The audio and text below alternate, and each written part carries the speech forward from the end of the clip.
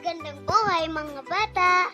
Tara, samahan ninyo akong matuto kasama si Teacher Aika, your online teacher. Please don't forget to subscribe, like, share, and hit the notification bell for more videos. Thank you! Matatag Curriculum, English Grade 4, Quarter 3, Lesson 1. Our topic for today is about noting important details of a story. This is Teacher Aika, your online teacher. Let's start! Learning competencies and objectives. Number 1, comprehend literary text. Number 2, use words with literal or denotative and implied or connotative meanings in sentences. Number 3, identify visual elements using colors. Number 4, derive meanings based on the visual elements. Number 5, identify real or make-believe or facts or non-fact images. And number 6, identify multimedia elements such as graphics or photographs, drawings, graphs, illustrations, icons, etc. Contents.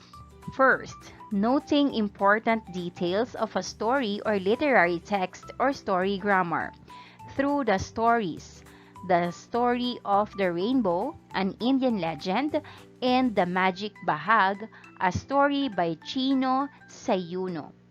Second, identifying sound devices such as assonance, onomatopoeia, and alliteration, and simile as a figure of speech. Day 1. Let's have a short review. Read the following sentences and pay close attention to the words in bold. Emphasize these words when you read them aloud. First, with a slow swooshing, the stories fluttered from the bahag. Second, amazed Abyong is in awe of the beautiful bahag. Let's have the first sentence. With a slow swooshing, the stories fluttered from the bahag. This sentence uses onomatopoeia where words sound like the noise being described. Second sentence. Amazed Abyong is in awe of the beautiful bahag. On the other hand, the second sentence uses alliteration, where two or more words begin with the same sound.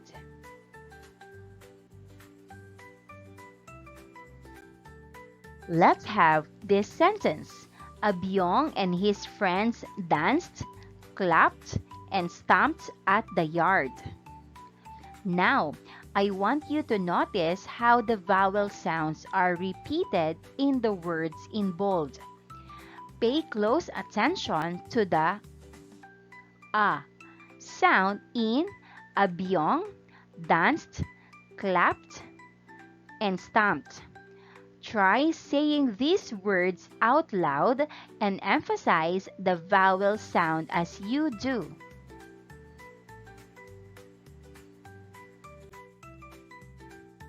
This is called alliteration. If the repetition involves the initial consonant sounds of words. However, if we're focusing on the repetition of vowel sounds, it's referred to as assonance. What is assonance? Assonance is a sound device where repeated vowel sounds appear in nearby words. This lesson will focus on enhancing learners' ability to note important details of a literary text. Noting important details in a literary text is called story grammar. Let's have vocabulary. Directions: read the following sentences and pay attention to the words in bold and in italics, using the context clues that are provided in each sentence. Encircle the appropriate meaning of the highlighted words. Number 1, the events done by a main character can be presented through a first-person author's point of view, using nouns such as I, we, and us. Author's point of view refers to A. The way the story is presented. B. The events of a story. The answer is letter A. The way the story is presented. Number 2, for the story to be properly understood, the teacher presented it in a sequential plot. She began by introducing the characters, then narrated the various events in which the characters solved a problem, and ended with how the problem was solved. Sequential plot refers to A.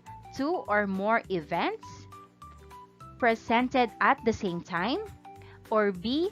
The arrangement of events in a story. The answer is letter B. The arrangement of events in a story.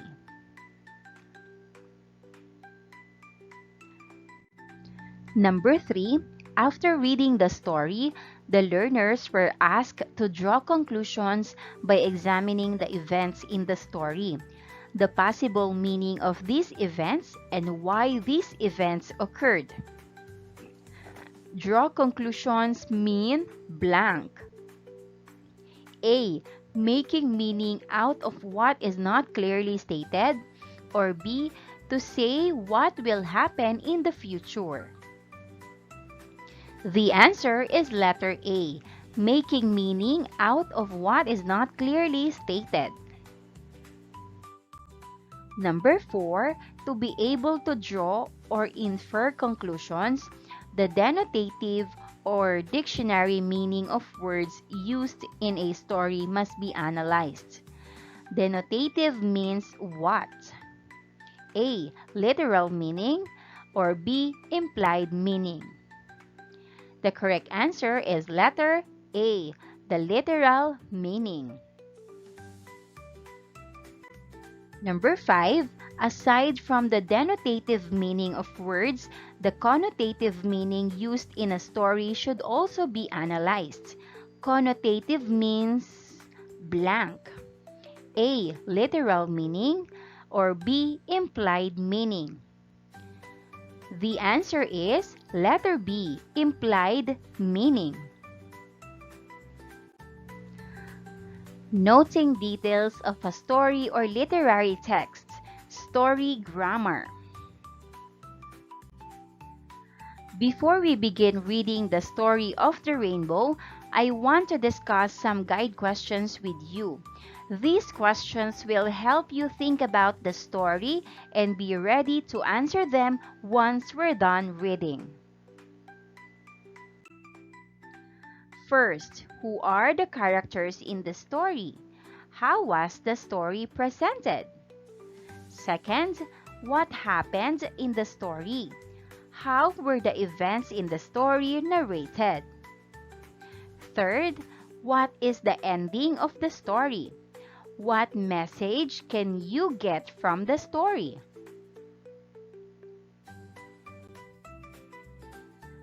Let's read the story of the rainbow. This is an Indian legend. Once upon a time, all the colors in the world started to quarrel. Each claimed that she was the best, the most important, the most useful, the favorite. Green said, "Clearly, I am the most important. I am the sign of life and of hope. I was chosen for grass, trees, and leaves. Without me, all the animals would die. Look out over the countryside, and you will see that I am in the majority." Blue interrupted. "You only think about the earth, but consider the sky and the sea. It is water that is the basis of life, and the clouds draw this up from the blue sea. The sky gives space and peace and serenity. Without my peace, you would all be nothing but busybodies." Yellow chuckled. "You're all so serious.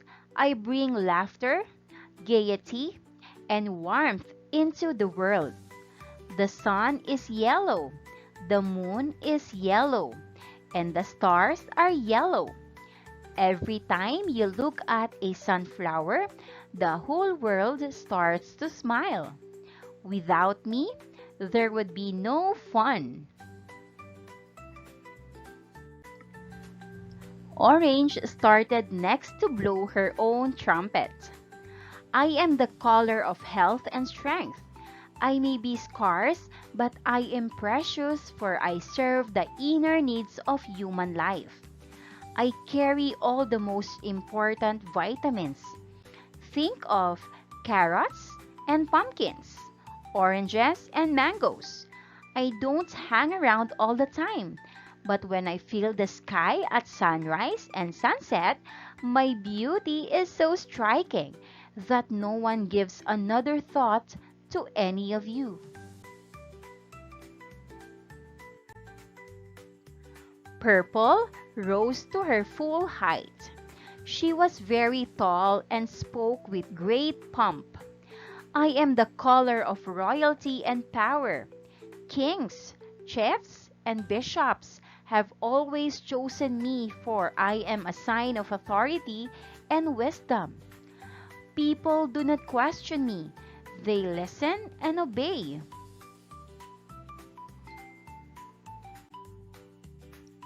Indigo spoke much more quietly than all the others did, but just as determinedly.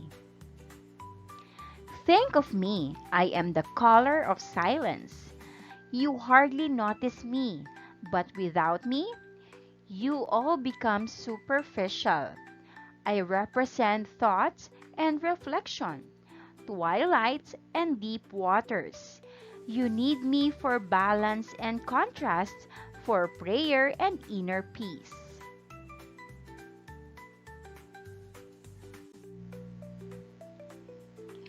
And so the colors went on boasting, each convinced that they were the best. Their quarreling became louder and louder. Suddenly, there was a startling flash of brilliant white lighting. Thunder rolled and boomed. Rain started to pour down relentlessly. The colors crouched down in the fear, drawing close to one another for comfort.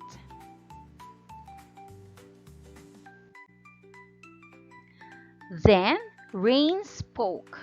"You foolish colors, fighting among yourselves, each trying to dominate the rest, do you not know that Creator made you all, each for a special purpose, unique and different? Creator loves you all. Join hands with one another and come with me. Creator will stretch you across the sky in a great bow of color, as a reminder that Creator loves you all, and that you can live together in peace. A promise that Creator is with you. a sign of hope for tomorrow. And so, whenever Creator has used a good rain to wash the world and a rainbow appears in the sky, let us remember to appreciate one another.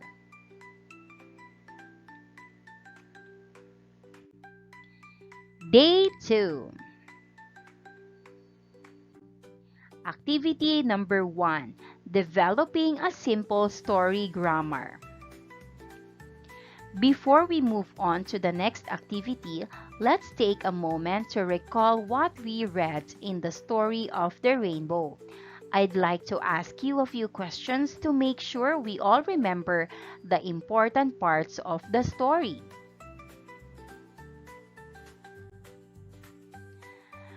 Did you like the literary text we read? Why or why not? How did we understand the literary text we read? Here's the possible answer. We described how the story was presented, how the events of the story were arranged, and what message the story is trying to tell the readers.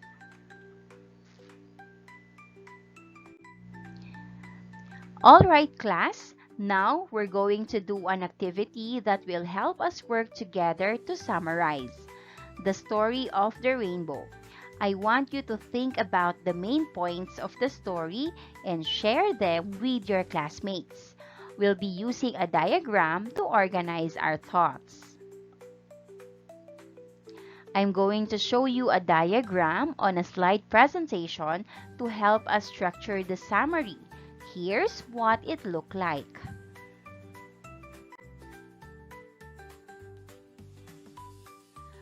We can see the title of the story, the author, sequential plot, what is the message of the story, and do you know someone who resembles any of the characters? Let's answer. Title of the story, The Story of the Rainbow, an Indian legend. Author. The author is not named in the story, and the author is not part of the narrative. Here's the sequential plot. The colors quarreled. Green said, "Clearly, I am the most important. I am the sign of life and hope. Without me, all the animals would die, as I am the color of grass, trees, and leaves." Blue said, "I am the color of the sky and sea, which are essential to life. The sky brings peace, space, and serenity, while water is life's foundation." Yellow said, "I bring joy, laughter, and warmth. I am the color of the sun, the moon, and the stars, spreading happiness wherever I am seen."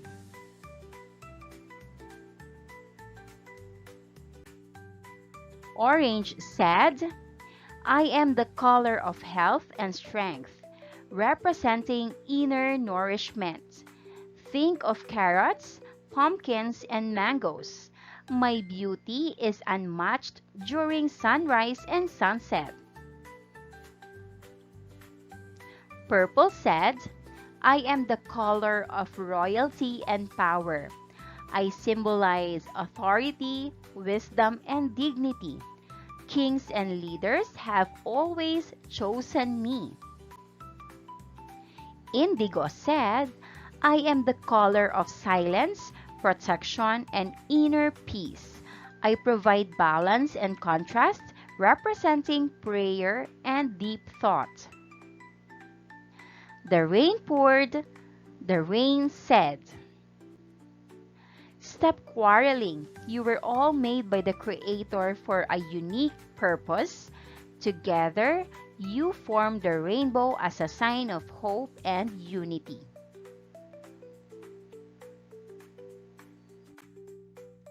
What is the message of the story? The story teaches the importance of unity in diversity. It emphasizes that every individual, like every color, has a unique role and value. By working together, we create something beautiful and meaningful, such as the rainbow. Do you know someone who resembles any of the characters? You can reflect on individuals in your life who might embody qualities like green's hope, blue's peace, yellow's joy, orange strength, purple's authority, or indigo's wisdom. Feel free to share your answer to your classmates.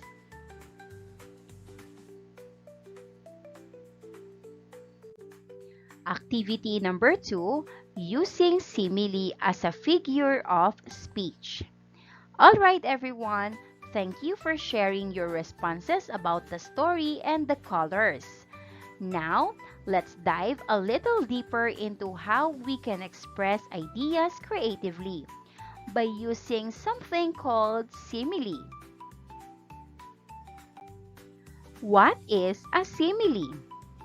A simile is a figure of speech that compares two different things using the words like or as. It helps us create vivid images in our minds by linking something unfamiliar to something we already understand. Simile uses as or like to compare or describe two things, objects, events, or people.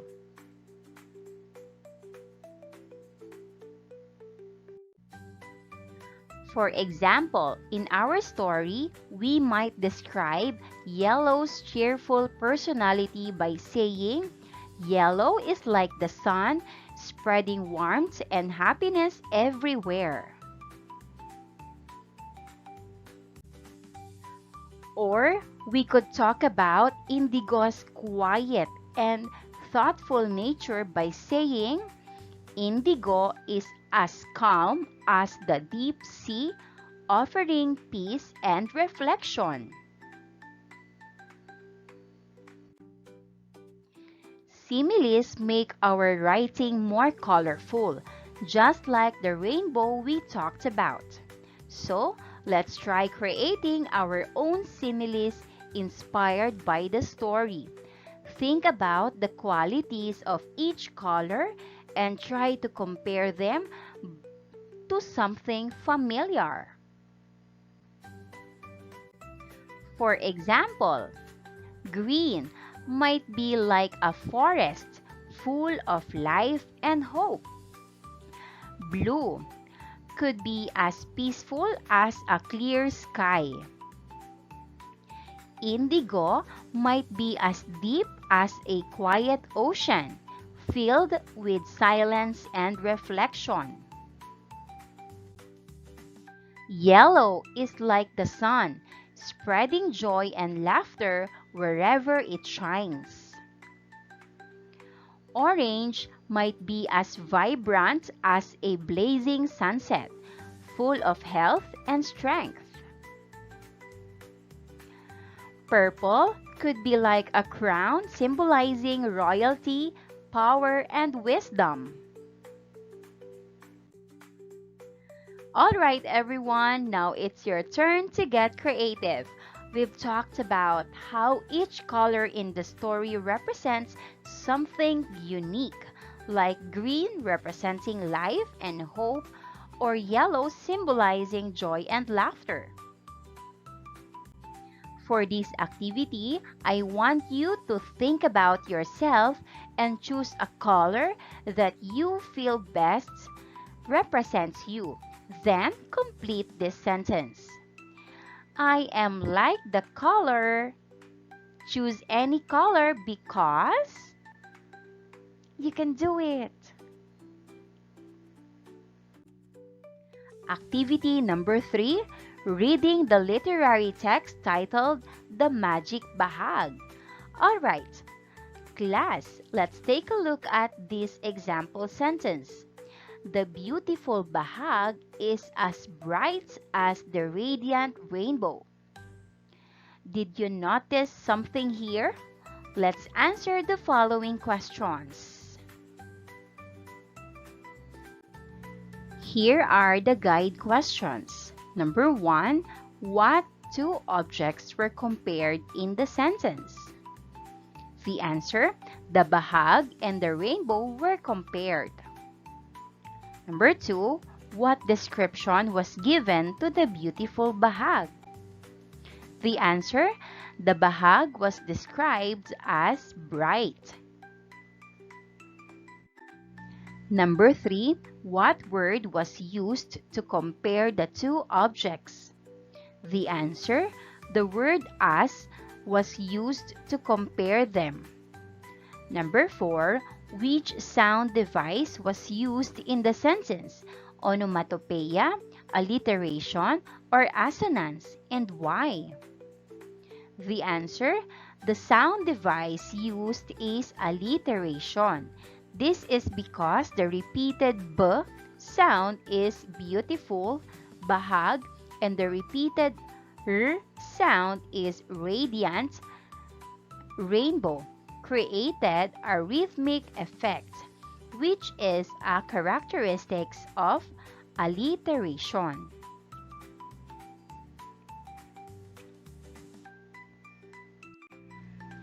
Let's read the story of The Magic Bahag by Chino Marlos Sayuno.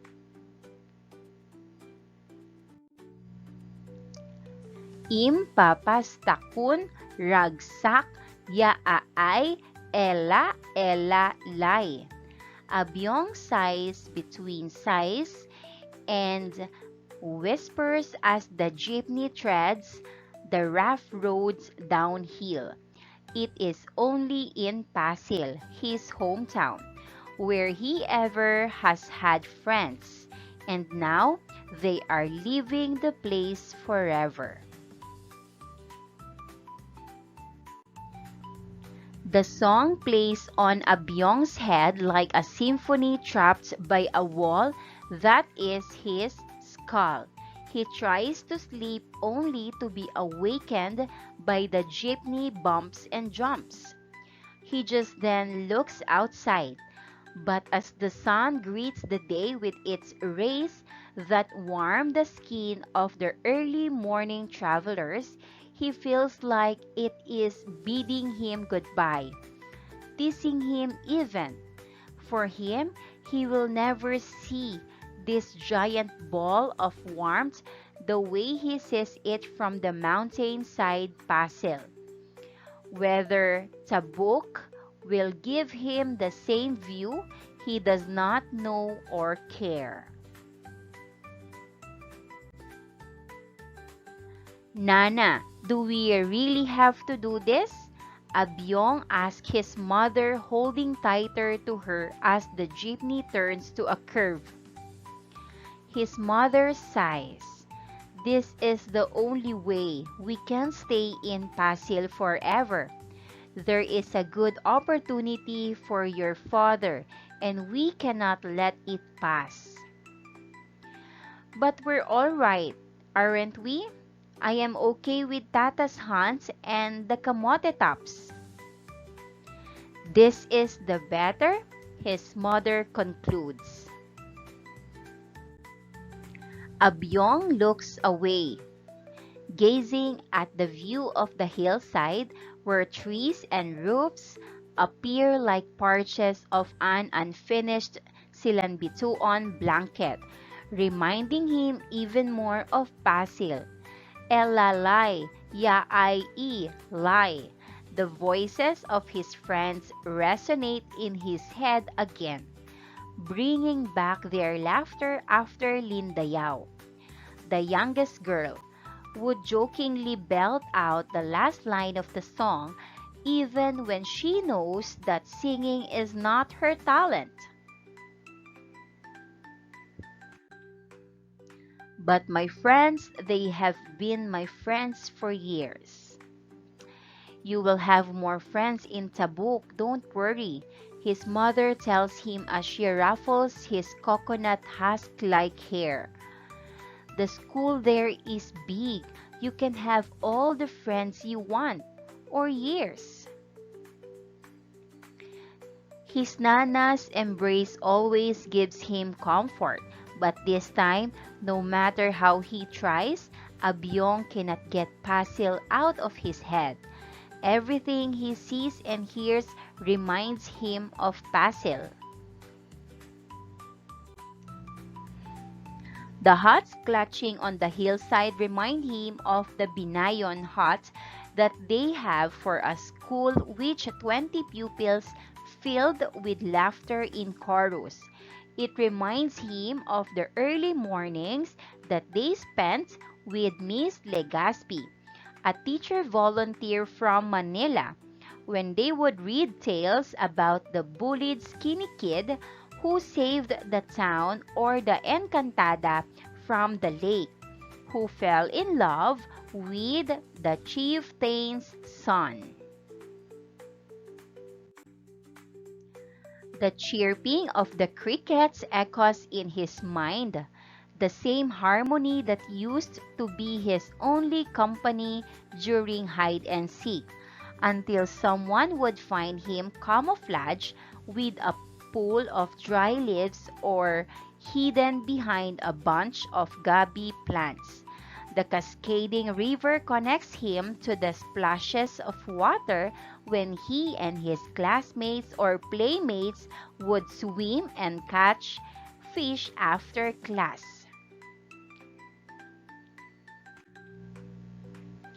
The tweeting of the birds now joins that of the crickets, humming in his heart the songs he and his friends used to sing. In fact, the folk song they learned before he left keeps on resonating in his head. Abyong knows that he has to understand everything, as Nana told him, but what can he do? He is starting to hate everyone even more as the view of Pasil becomes smaller and smaller. He hates those men in orange polo shirt who visited their village to recruit men who would work for a construction project in Isabela, near the boundaries of Tabuk City. He hates the elders of their little community who let the families decide on their own accord. He hates his tata for accepting the offer just because he had no other job other than hunting. When we can no longer see Pasil, tears start welling up in his eyes. He rubs them off. Nana, do I have extra shorts that I can use for school tomorrow?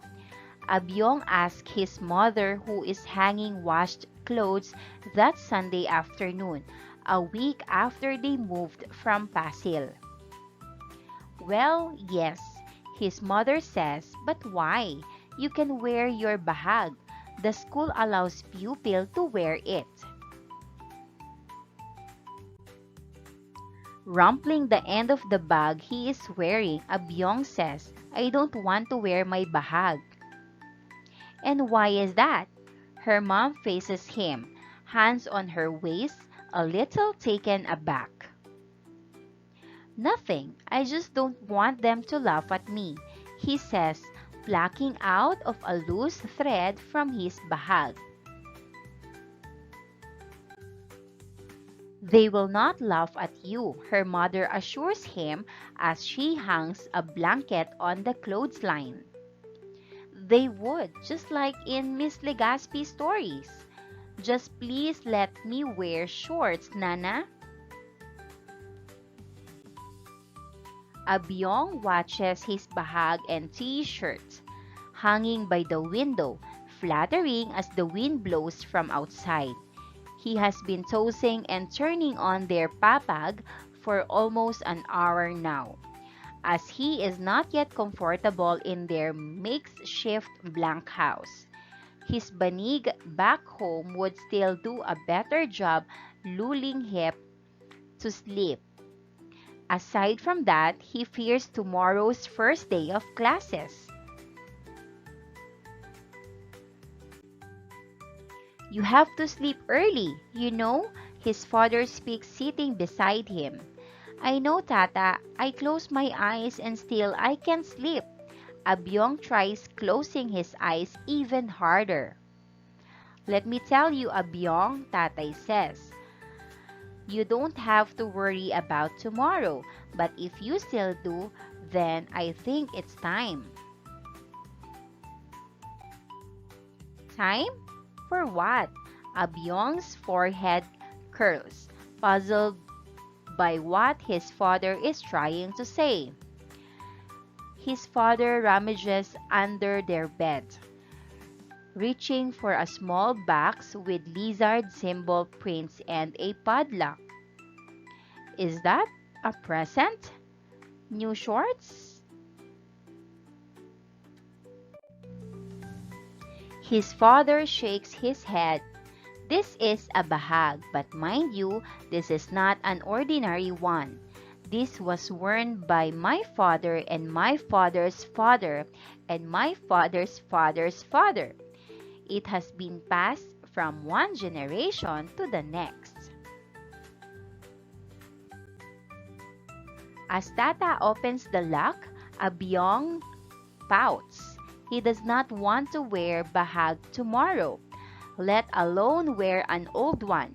He thinks that the already threadbare bahag would be stinking because it was kept inside the box for years, and Nana would have to wash it first. There is no way that he is going to wear it, not tomorrow, not ever. But the moment his father lifts the kalinga bahag from the box, Abyong marvels at it like it is a treasure from a huge chest, all moldy and damp after being taken from the depths of the Encantadas lake. The bahag is like no other. The red cloth glistens before Abyong's eyes, and the patterns of black, white, and yellow play in that red stream. To him, the old bahag is magical. It was when I wore this bahag that I started becoming the best hunter in Pasil.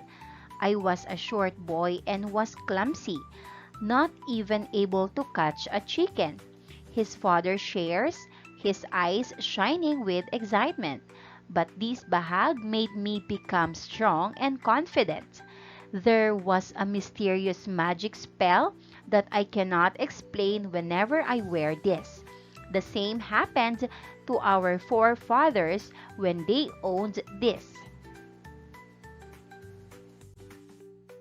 Wow! Abyong exclaims, his eyes widening, and now it is all yours, Tata says as Abyong reaches for the family treasure. Abyong's worry turns to thrill when he wakes up the next day. He takes a bath right away and wearing his new bahag, he rushes to school. He feels an unexplainable energy flowing through his veins as he walks, chin up and hands swaying, even galloping by the sidewalk. This bahag is indeed magical, he tells himself.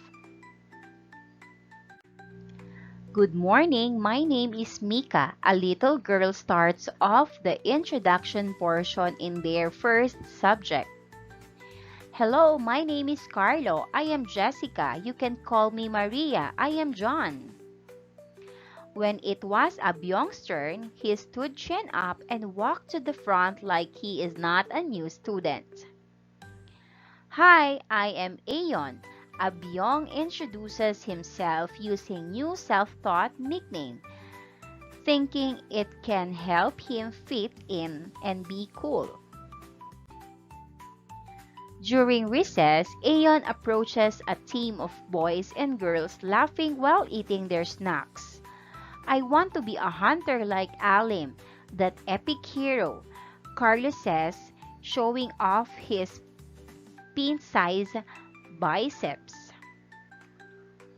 Well, I am the best hunter in Pasil, he butts in. May I join you? If not for the bahag, he can never talk to a big team like this. But he does anyway. He does not feel shy at all. Hi Aeon, Maria says. You did well in math earlier and also in science. You recite and recite. Now you're a hunter too. You must be the best kid in your hometown. Well, we do not have classes like this in Pasil. I only took a special test so that I can be in this grade. In Pasil, we have a study team and we sing and read. We even hunt sometimes. Aeon answers, mimicking a hunter ready to shoot with his imaginary bow and arrow. Wow, that's fun. Can you tell us more about it? Carlos says as their classmates gather. Aeon cannot believe that he can make a bunch of his classmates laugh and listen to him on his very first day in school. He is an instant celebrity. He cannot believe that he does not feel the slightest glint of awkwardness. This bahag is indeed magical, he tells himself. In the afternoon during their PE class, the boys split into two teams to play basketball. The girls cheer whenever one shoots, hoops, or blocks an opponent's shot. Aeon had barely played basketball before, but he finds himself becoming an ace player, leading his team to victory. His classmates rejoice and praise him as they lift and toss him up and down. He is still shocked. This bahag is indeed magical, he tells himself. Impapastakun ragsak ya aay ella ella lai. The kids singing in chorus as they walk home after class, with arms on the shoulders of one forming one horizontal line. They laugh and sing on the top of their voices. Aeon knows the song. For him, it carries the best memories. It reminds him of Bochok leading the song and Lindayao ending it out of pitch, sending everyone laughing. Then they would start all over again as they tried to perfect it. It rekindles the memories of Basil and his friends there. But now, Carlo and John are singing it louder, and the girls laugh because they are out of tune. It also makes him laugh, and so he reaches for John's shoulder, chanting as loud as they do. This bahag is indeed magical, he tells himself. Hey, are you going to wear that bahag again tomorrow? John asked Aeon before turning to a different route home. Yes, why? There is nothing wrong with this. This is who we are, Aeon says. I couldn't believe I just said that, he tells himself, charging it to the powers of his bahag. Well, nothing. See you tomorrow. John runs to the others as they disperse homeward. He would still wear it. Come on, let's wear ours too. Aeon hears the distant chatters of his classmates. He smiles and walks away. Nana, Nana, I can't believe it. I had a lot of friends already and I recited in classes. I was always raising my hand and I got the right answers. Can you believe it? He says, hugging his mother. Tata and Nana smile at him as he tells his stories. That is not a magic bahag, Abyong, his father admits. It was you who had the magic. Nana follows. Abyong did not say anything for a while. Then he smiles and hugs his parents again, this time even tighter. That night, he takes out all his notebooks and lays them on his bed. One after another, he changes the name written on each of them to his real name. He does not need to be Aeon after all. The next day, Abyong bathed early, humming his classmates' chant. He takes out a fresh bahag from his drawer and wears it. He rushes to school, feeling the energy flowing through his veins as he walks, chin up and hands swaying, even galloping by the sidewalk. He sees the sun greeting the day with its rays that warm the skin of the people walking early that morning, and he feels like this giant ball of warmth welcomes him to his new home. Here's the guide questions. First, did the bahag really have magic? Second, what magic did it have? And third, who had the real magic? Let's answer. First, did the bahag really have magic? The answer, no, the bahag did not actually have magic. It was not magical in a literal sense.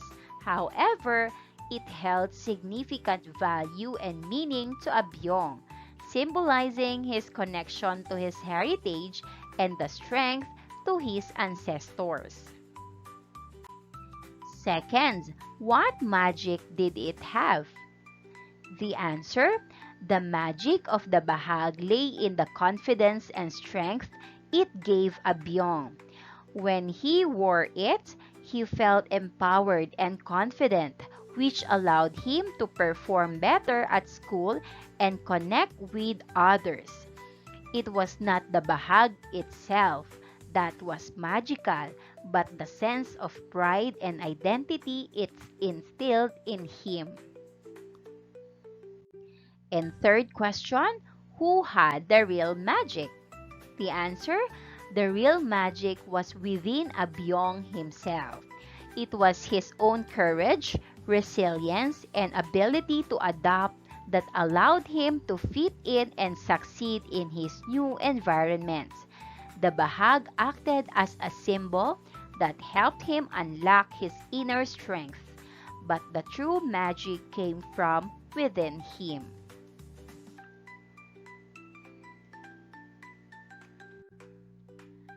Day 3. Activity number 1, developing a simple story grammar.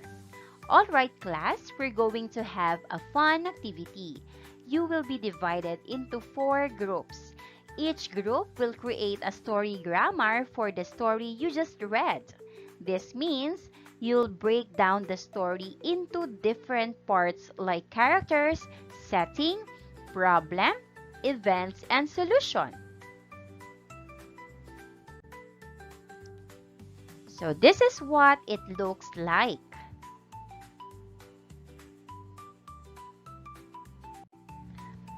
You are free to make your diagrams even better by adding more boxes or making it more detailed.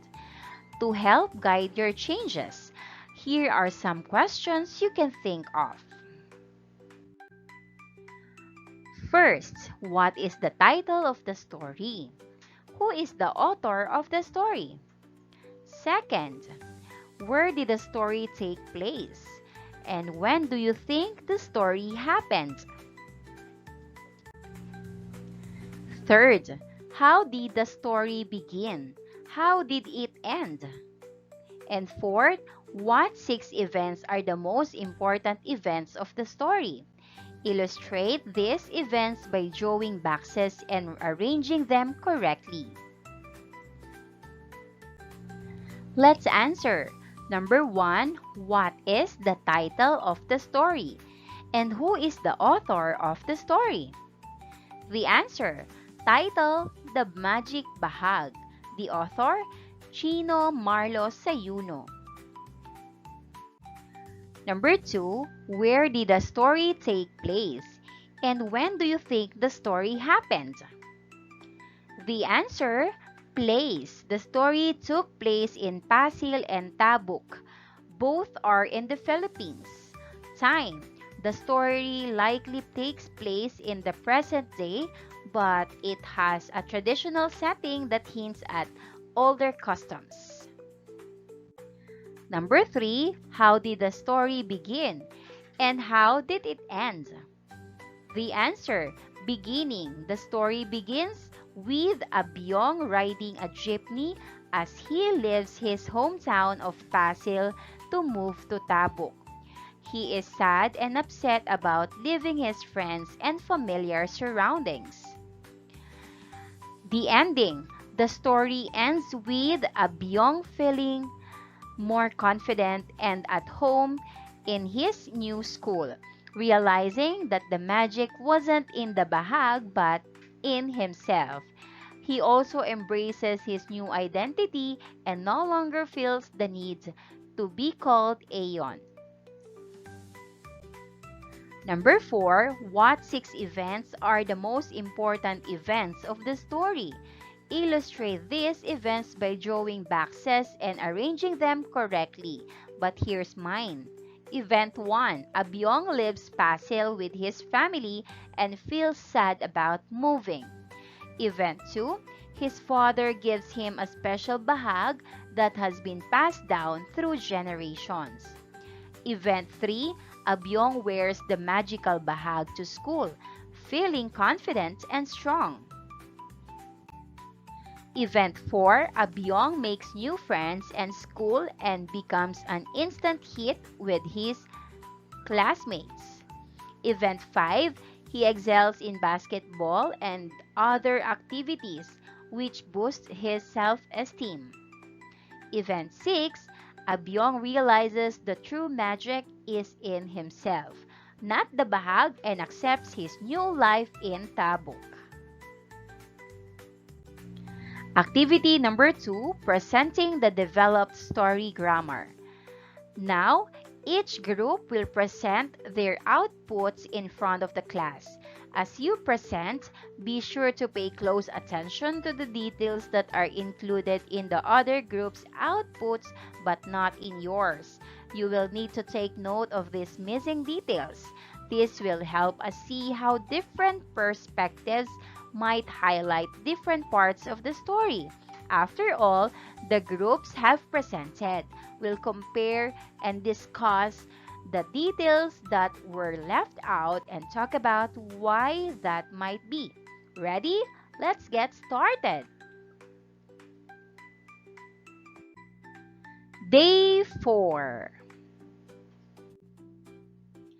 As we move forward, we will now discuss some important concepts that will help us better understand and analyze literary texts. These concepts will allow you to dive deeper into the story and its meanings. And here are the key ideas. What is noting details? Noting details is the ability to answer who, what, where, when, why, and how questions about a literary or narrative text that has been read. The elements of a literary or narrative text are known and understood by answering these questions. Remember that who questions ask about the characters in the story, which are either people, animals, or inanimate objects. What questions are about the events in the story? It includes the actions done by the characters. where questions ask about the place setting of the story or the place where the events in a story happened. When questions ask about the time setting of the story or the time the events in a story happened. Why questions ask about the reason why certain events in the story happened. It is also used to understand the implied message of the story. How questions ask about the methods or ways the events happened in the story. What details are to be noted when reading a literary text? First is title. The title is the short phrase or sentence that the author gives directly to his work. It serves as a name for the literary or narrative text. The title gives the reader a sense of what the literary or narrative text is all about. Second is the author. The author is the person who conceived of and wrote the literary text. An author assists us in understanding the events and characters that occur around us. The author's work informs, entertains, inspires, and challenges us with the mind, ideas, or environment in which the events in the story are happening. Third is setting. The setting refers to the time, place, or environment in which the events in the literary text occur. When discussing the setting, ask questions about where, when, and how the events occurred. The setting can also be imagined by the reader. The fourth one is the plot. The plot is the arrangement of the events that make up the story. It is also the sequence in which the events occur. A plot that unfolds engages the reader's attention and guides the reader to understand the story. The fifth one is point of view. The author's point of view is the perspective from which the story is being told. In most stories, the point of view is from one character or a narrator. It's important to note the perspective being used because it influences how we understand the story. Sixth is genre. The genre refers to the type of category of the text being read. They can be identified as fantasy or realistic, fiction or nonfiction. The genre also includes types of writing such as poems, stories, essays, etc. Writers choose specific genres to express their ideas in a way that can be easily understood or enjoyed by their audience. Seventh is the theme. The theme of a literary text is the central idea or message. Themes often provide insight into human nature or experience. The author's message will usually unfold as the characters respond to challenges or problems, helping the reader to understand important aspects of life or society. Eight is the character development. Through a story, characters often evolve and change over time, revealing deeper parts of their personalities, feelings, and thoughts. Alright, everyone, now that we'd had our discussion, I'd like you to respond to these questions in your notebooks or on any blank sheet of paper. Please take your time and be thoughtful with your answers. First, what do you think is the story all about? Here's the answer.